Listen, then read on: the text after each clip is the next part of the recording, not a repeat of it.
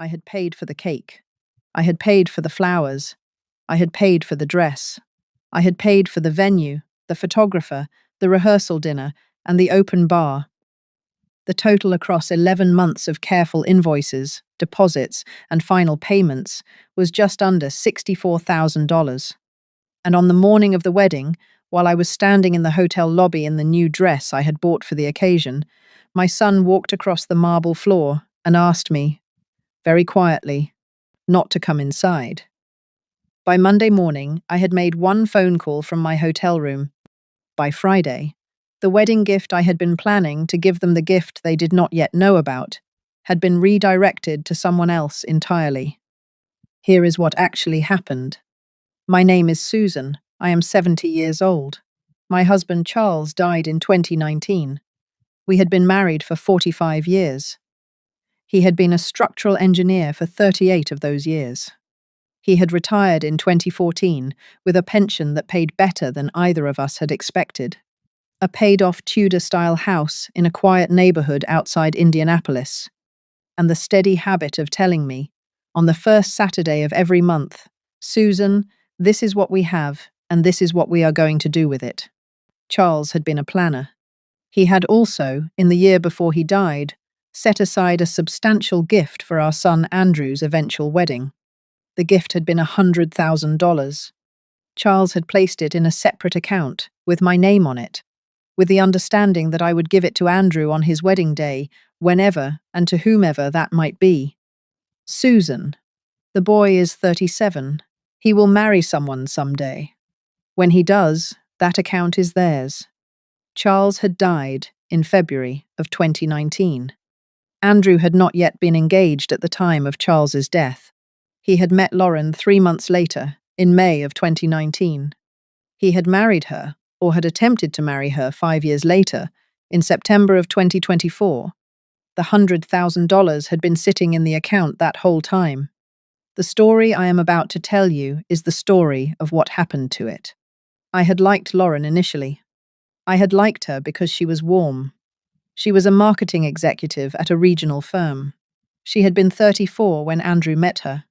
She had brown hair she wore in a careful bob, a small dimple in her left cheek when she smiled, and the kind of polite, firm handshake that women learn in business schools that did not exist when I was young. She had been kind to me at first.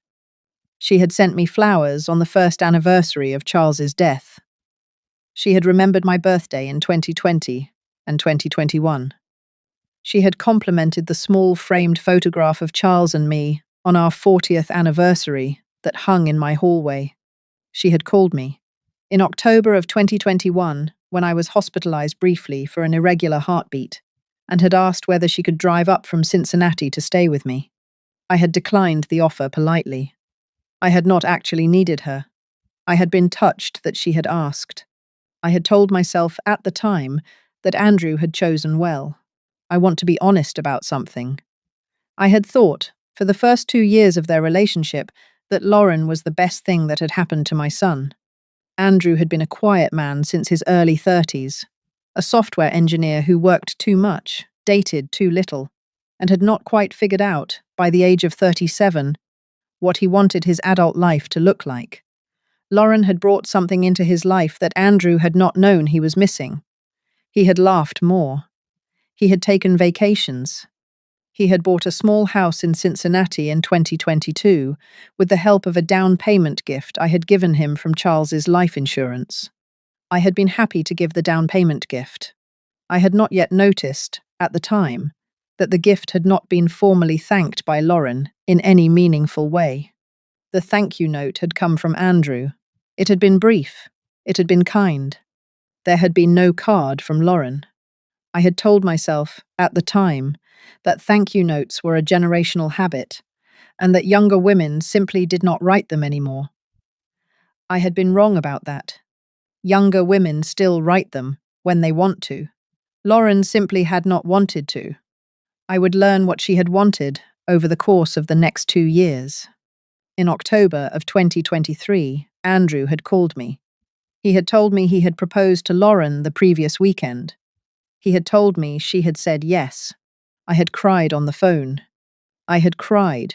because I had loved my son for 37 years, and because his father had died without seeing him propose to anyone, and because Charles had set aside $100,000 in 2018 inches, the careful certainty that someday a phone call exactly like this one would come. I had told Andrew about the account. I had told him that his father had wanted them to have it, that the 100,000 was the wedding gift, that it had been waiting for him since 2018. He had been quiet for a long moment. He had said, "Mom, Dad, set that aside in 2018. I had said, "Yes, sweetheart, the fall of 2018, about 4 months before he was diagnosed." He had said, very softly, "Mom, Dad knew, didn't he? He knew, then."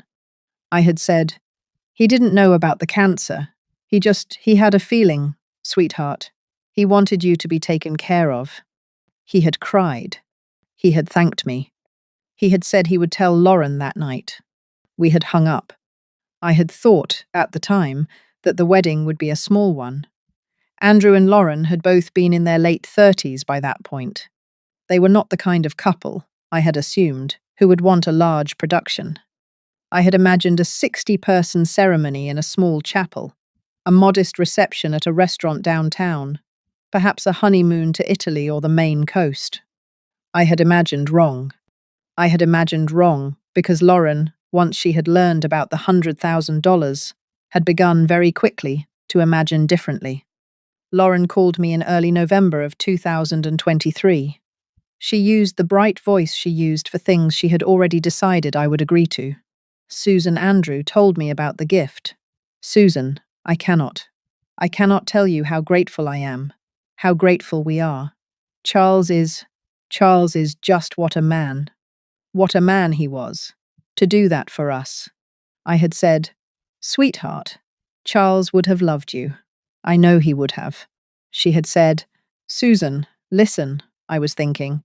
"With the gift, we could really do something special, something we'll remember forever." I was thinking, Andrew and I were thinking we could maybe do a slightly bigger wedding than we had originally planned, just to honor, Charles's gift. To do it justice. What do you think? I had paused. I had noticed slightly bigger. I had noticed to do it justice. I had noticed the speed with which Lauren had moved. In 24 hours, from a small October wedding to a slightly bigger one to honor Charles. I had said, "Sweetheart, the gift is for the two of you to use however you want." Charles did not set aside that money to fund a specific kind of wedding. He set it aside to be a gift. You and Andrew can use it for anything: a wedding, a down payment on a bigger house, a honeymoon, a small trust for your eventual children. It is yours to decide, she had said. "Oh, Susan, that's so generous. We've actually been talking, and we think we want to put it all into the wedding. We want it to be the day we never forget. I hope that's okay." I had said, "It is your money to spend, sweetheart. Spend it however you like." She had said, "Susan, thank you. Thank you so much. I love you." I had noticed that this was the first time Lauren had ever said, "I love you" to me. I had noticed that the "I love you" had arrived 24 hours after she had learned about the $100,000. I had not said, "I love you" back. I had said, "Take care, sweetheart. Tell Andrew I'm happy for you both." We had hung up. That phone call had been November 4th, 2023. The wedding had been scheduled for September 7th, 2024. In the 11 months between those two dates, I had paid for a great many things. I want to give you the itemized list, because the itemized list matters. The cake had been baked by a small bakery in Cincinnati, owned by a woman Lauren had attended high school with. The cake had been a 4-tier almond and raspberry cake with edible gold leaf. Cost, $1,900. I had paid the deposit in February of 2024 and the balance in August. The flowers had been arranged by a florist in Indianapolis, whose work Lauren had seen on Instagram. The flowers had included 62 centerpieces, 18 bridal party arrangements, a custom altar arch covered in white peonies, and 400 individual rose stems for the church. Cost, $11,200. I had paid the deposit in March and the balance 2 weeks before the wedding. The dress had been designed by a small bridal boutique in Chicago that Lauren had flown to twice for fittings. The dress had been a custom-made silk gown with hand-beaded bodice work and a 6-foot cathedral train.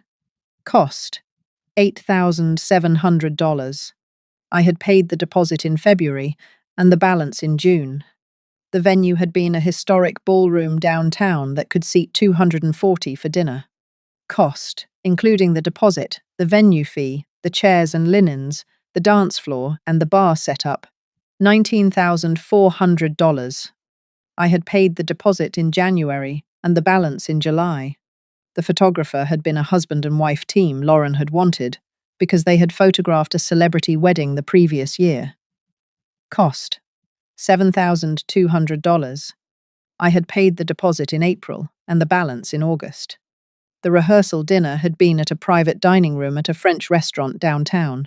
Cost, including the meal for 42 guests, the wine pairing, and the gratuity, $6,300. I had paid the deposit in June and the balance 2 days before the wedding. The open bar at the reception had been a premium open bar that included top-shelf liquor, signature cocktails, and a champagne tower. Cost, $7,700. I had paid the deposit in March and the balance in August. There had also been smaller items that I had paid for incidentally over the 11 months. The engagement party expenses in December of $2,023, about $1,800. The bridal shower expenses in March of 2024, about $2,200. Lauren's hair and makeup trial in April, $600. And a series of small wedding-related dinners and brunches Lauren and I had attended together throughout 2024 that I had quietly picked up the tab for each time.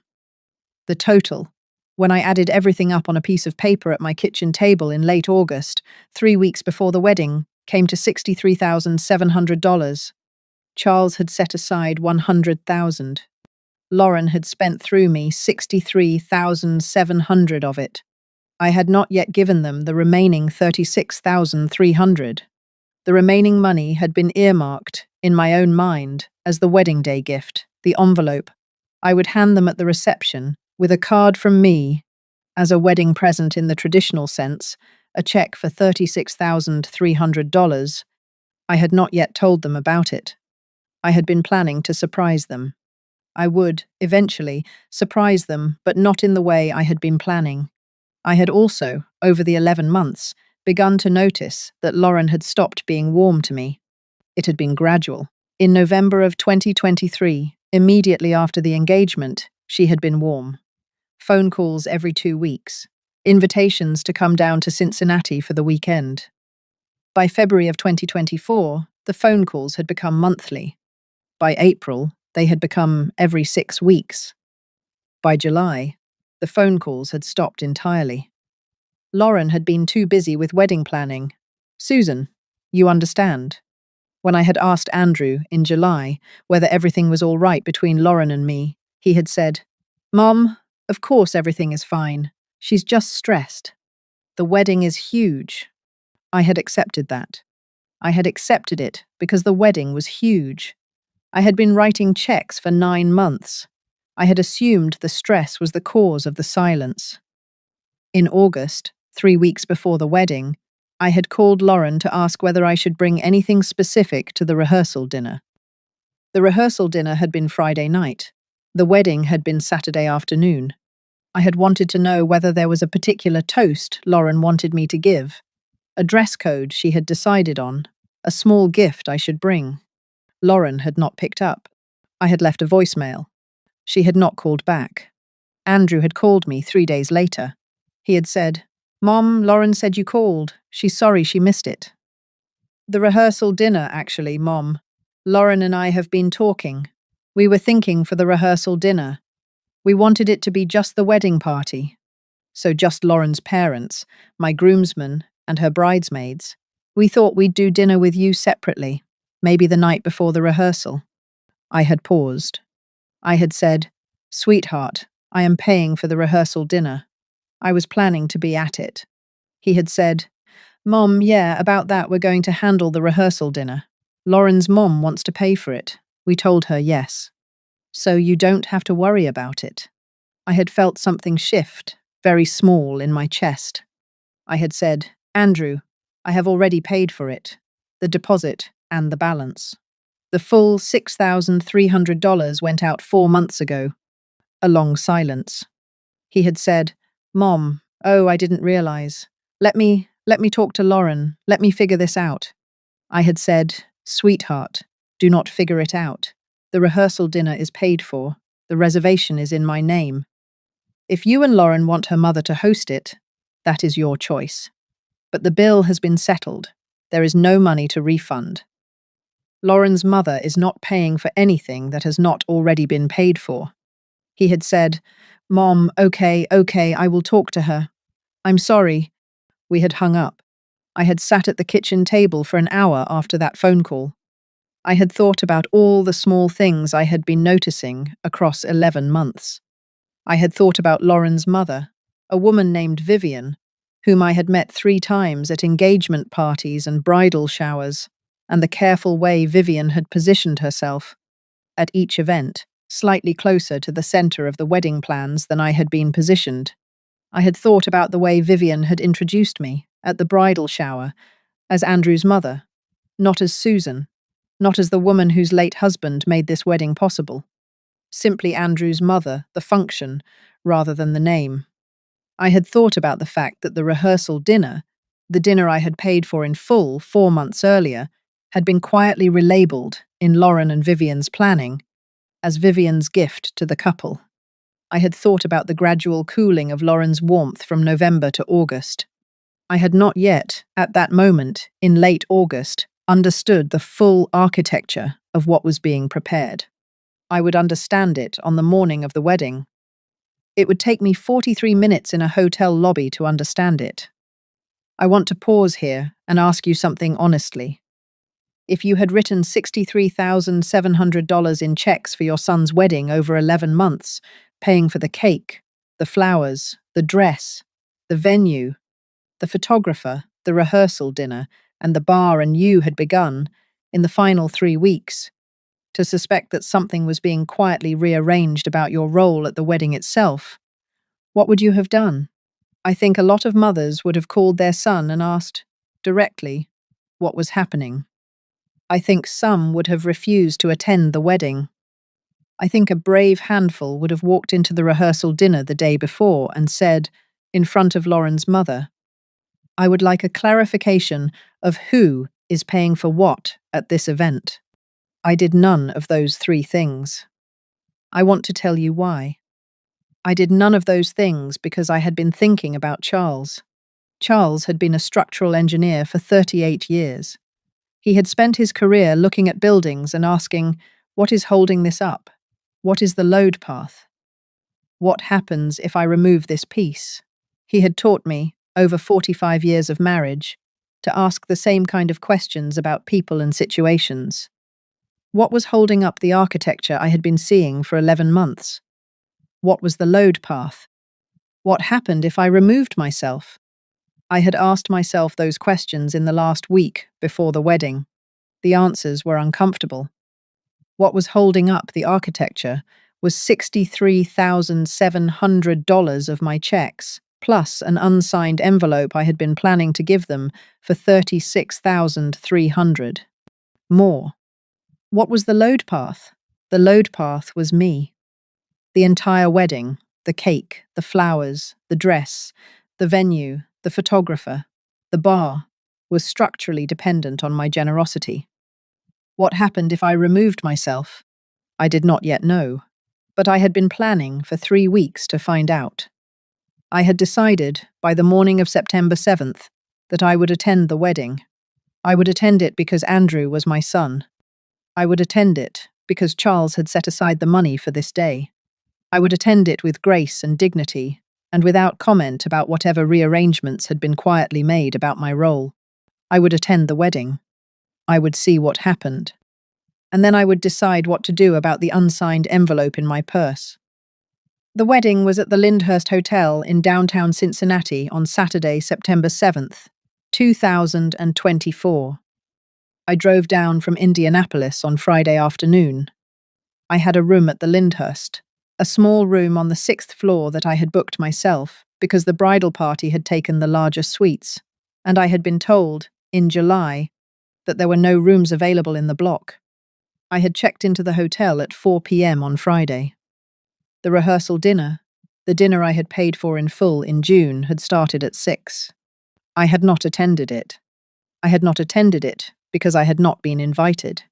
Andrew had called me at 3 on Friday and told me apologetically, in a voice that suggested Lauren had been listening, that given the small space and the wedding party focus, it would be better if I had dinner in the hotel restaurant on my own. I had said, "Of course, sweetheart. I will see you at the wedding tomorrow." I had eaten dinner alone at the hotel restaurant. I had a small salad and a glass of red wine. I had brought my book, a small biography of Eleanor Roosevelt. I had been reading slowly for 2 weeks. I had read for an hour and a half at the table. I had paid my own bill. I had gone back to my room at 8:30. I had been calm. I had been calm because I had decided, on the drive down, that I was not going to be the woman who made a scene at her son's wedding. I had been less calm at 10 p.m. when I opened the small envelope I had brought with me, the one with the check inside, and looked at it again. $36,300. I had stared at the check for a long time. I had thought about the rehearsal dinner I had not been invited to. I had thought about the small room on the 6th floor I had been given, because there were no rooms available in the block. I had thought about Vivian, who I knew from a small comment Andrew had made in July had been given the bridal suite on the 20th floor for free as part of the block. I had folded the check. I had put it back in my purse. I had gone to sleep at 11.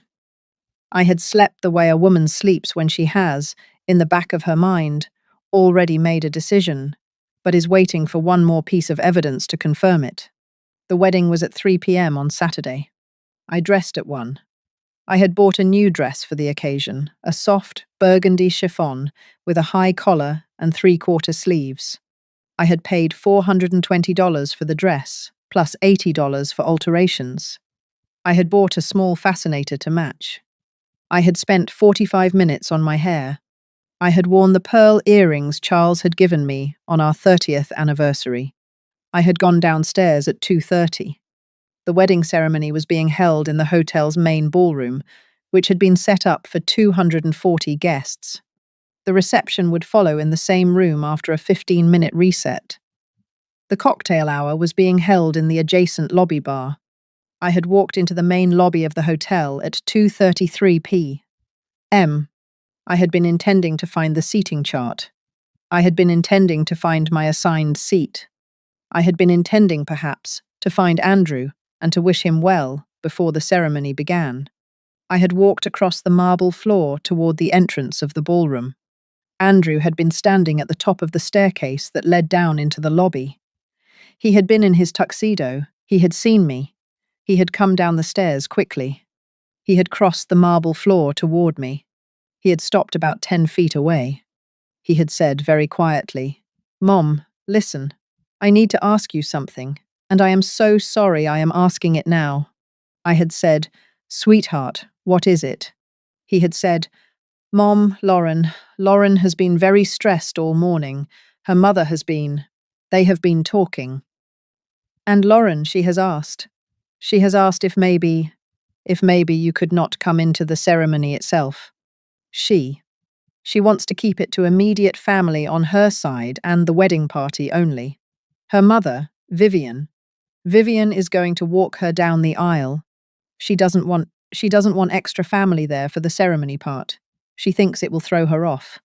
I had stood very still. I had looked at my son. I had said, very calmly, "Sweetheart, could you say that again, please? I want to make sure I heard you correctly."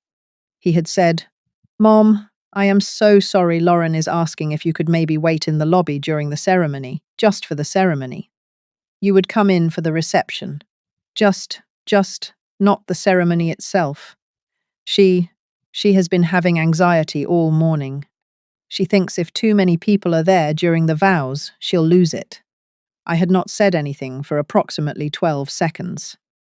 I want to tell you what I saw in those 12 seconds. I saw, across the lobby, Vivian, Lauren's mother. She was in a soft, champagne-coloured dress that I would later learn cost $2,800 and had been chosen specifically so that it would not visually clash with anything in the bridal party. She was smiling at someone. She was holding a glass of champagne. She was being congratulated by a small cluster of Lauren's relatives. I saw, near the door to the ballroom, the seating chart. It was a large framed board on an easel. I could see my name on it from where I stood. It was in the bottom right corner of the board, table 16. I noticed that table 16 was by the geometry of the ballroom, the table closest to the kitchen doors. I saw, behind Vivian, 3 of Lauren's bridesmaids. They were laughing about something. They were not looking at me. I saw my son, Andrew, who was 38 years old, who had been my child for 38 years, who had been raised by Charles to be the kind of man who said we have enough, and who had stopped saying it somewhere around 2014, standing 10 feet away from me in his tuxedo, asking me on the morning of his own wedding, paid for by me, in a hotel lobby in front of the seating chart that had placed me at the table closest to the kitchen doors, not to attend the ceremony. I noticed all of it. Then I looked at Andrew. I said, very calmly, "Sweetheart, of course, I understand. I will wait in the lobby. I hope the ceremony is everything Lauren wants it to be." His face had relaxed.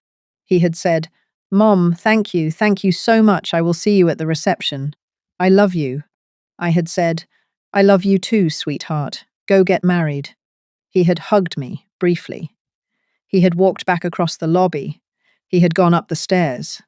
He had disappeared into the ballroom. I had stood in the lobby for a moment. I had looked at the seating chart one more time. Then I had walked across the marble floor. I had walked past the seating chart. I had walked past the doors of the ballroom. I had walked across the lobby and out the front entrance of the Lyndhurst Hotel. I had not attended the ceremony. I had not attended the reception either.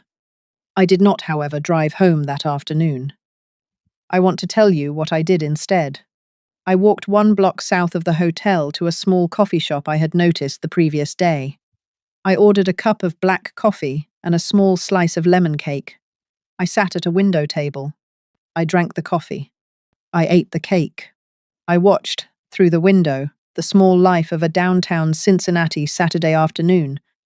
2 women walking a Labrador, a couple in their 30s arguing gently about which restaurant to go to for dinner, a teenage boy practicing kickflips on a skateboard in front of the parking garage across the street. I sat in the coffee shop for 2.5 hours. I did not cry. I thought about Charles. I thought about the wedding I had not attended. I thought about Vivian, in her $2,800 dress, walking my son's bride down the aisle, while the cake I had paid for sat on a table in the next room. I thought about the $36,300 in my purse. At 5:30 p.m., I walked back to the Lyndhurst Hotel. I went to my room on the 6th floor. I packed my suitcase. I drove home to Indianapolis. I arrived at 9:15 p.m. I did not call Andrew. I did not call Lauren. I let the wedding happen without me. I want to tell you that this was the hardest thing I have ever done. I want to tell you that I sat in my own kitchen at 10 p.m. with a glass of water and stared at a photograph of Andrew, age 6, with chocolate cake on his face, that hung on the small bulletin board by my refrigerator. I want to tell you that I considered, several times in the next hour, calling Andrew and saying, "Sweetheart, this is your wedding day. I am sorry I left. Please tell me you are happy." I did not call him. I went to bed at 11:30. I slept the way a woman sleeps when she has, on her son's wedding day, made a decision that cannot be undone. On Sunday morning at 8 a.m., my phone rang. It was Andrew. I let it ring 3 times. I answered. "Mom." "Sweetheart." A long pause. "Mom, you weren't at the reception. People kept asking where you were. Lauren. Lauren said you must have left early. Mom, where are you? I said, Sweetheart, I am at home, in Indianapolis. I drove home yesterday afternoon. He said, You drove home? Why? I said, Sweetheart. Because after you asked me to wait in the lobby during the ceremony, I decided that if my presence was something that could be rearranged on the morning of your wedding by your wife and her mother, then my presence at the rest of the evening was probably also something that could be rearranged. I decided to remove the load before someone else removed it for me. I drove home. A long silence. He said, Mom, that's not what Lauren. I said, Sweetheart, stop. I am going to tell you what is going to happen now. I am going to be very clear. Listen carefully. He stopped. I said, The check I had been planning to give you and Lauren at the reception, the check for $36,300, which was the remainder of the $100,000 gift your father set aside in 2018, is not being given to you. The check is being voided. The funds are being redirected. The redirection happens tomorrow morning at 9. When I call my lawyer, he said, Mom, please. I said, Andrew, I have not finished. He stopped. I said, The funds are going to be redirected to a trust in your father's name. The trust will fund a scholarship at the high school where your father taught for the first 12 years of his career, the high school he loved most before he moved into administration. The scholarship will be awarded annually, in his name, to a graduating senior who is the first in their family to attend college. It will be $10,000 a year for 3 years and $6,000 for the fourth. The math works out almost exactly to $36,300. The first scholarship will be awarded next May. He said, very quietly, Mom, the scholarship. I said, Your father always wanted to do something like this in his lifetime. He never quite got around to it. He had been planning to talk to his old school about it when he retired in 2014. Then he started his consulting work. Then he got sick. He never did it. The wedding gift account has been sitting in his name since 2018. The check I was going to give you and Lauren yesterday was going to be the last piece of it. Yesterday morning in a hotel lobby in Cincinnati, you and Lauren, without knowing it, decided that the last piece of that money was not going to your wedding. It is going, instead, to where your father would have put it if he had lived another 5 years. A long silence on the line. Then Andrew said, Mom, the scholarship. I said, Yes, sweetheart. He said, Mom, Dad would have loved that. I said, I know he would have. That is why I am doing it. A longer silence. Then he said, very quietly, Mom, I am so sorry. I said, Sweetheart, I know you are. The relationship between you and me will continue. The relationship between me and Lauren will not. The check has been redirected. The wedding has happened. Your father has been honored. The next chapter is yours and Lauren's to figure out. I will not be at any of your events for 1 year. After 1 year, if you would like to have lunch with me, alone, at my house, I will cook pot roast. We will see what we have to talk about. He was crying. I let him cry. After a while, he said, Mom, the scholarship. Can I help with it? Can I be on the committee? Can I be part of choosing who gets it? I sat with that question for a moment.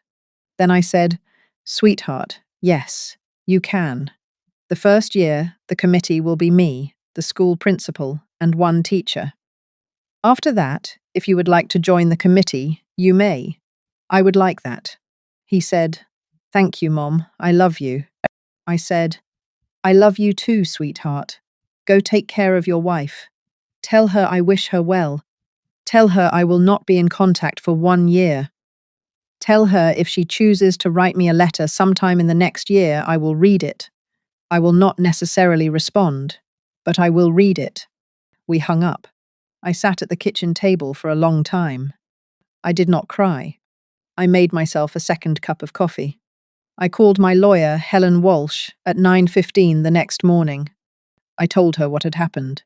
She listened to the entire story without interrupting. When I had finished, she was quiet for a long moment. Then she said, very quietly, "Susan, Charles wrote you a letter in November of 2018. I have been holding it in my office safe for 5 years and 10 months. I think Monday morning is the morning I bring it to your house." She arrived at 10:30. She brought a leather portfolio. She brought a notary. We sat at my kitchen table. She slid an envelope across the table. The envelope was cream-coloured.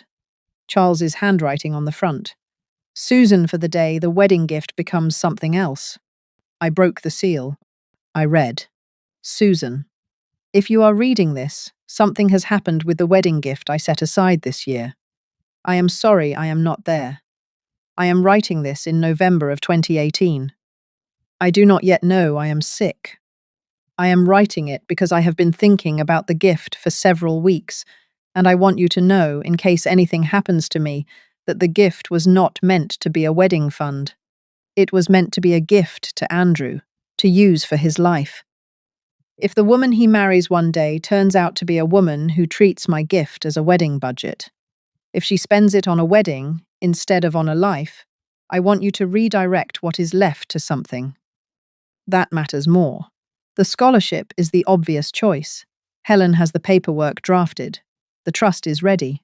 You can move it on the morning you call her.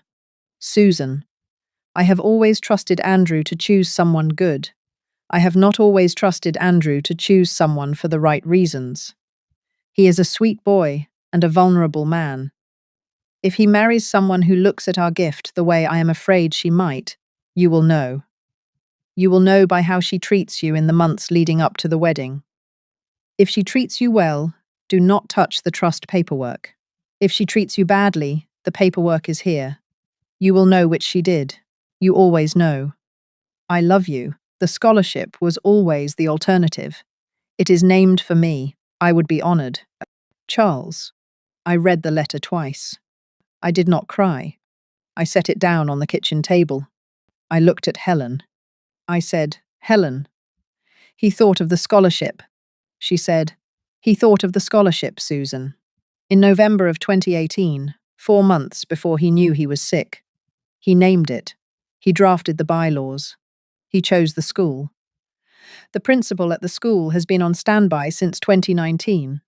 I said, "Helen, let us begin." We worked at my kitchen table for 2 hours. I signed the trust documents. I signed the irrevocable assignment of the remaining $36,300 to the Charles Whitfield Memorial Scholarship Fund. I signed the bylaws. The notary stamped each document. By noon on Monday, the scholarship existed. The first award would be given the following May to a graduating senior who was the first in their family to attend college. The principal of Charles's old high school called me on Monday afternoon at 3. She said, "Susan, Helen just called. I cannot thank you enough. Charles was the best teacher I ever worked with.